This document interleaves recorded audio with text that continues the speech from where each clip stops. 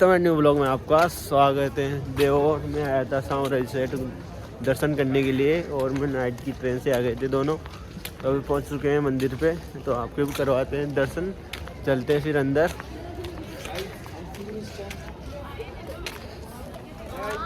देख सकते हो आप कितनी सारी हैं यहाँ से, बहुत ज़्यादा। हाँ यार, ये देखो, ये देवा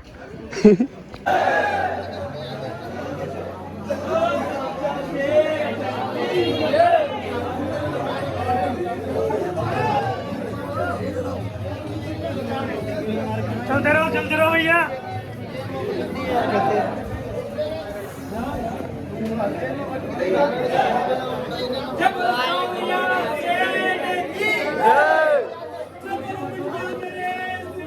जय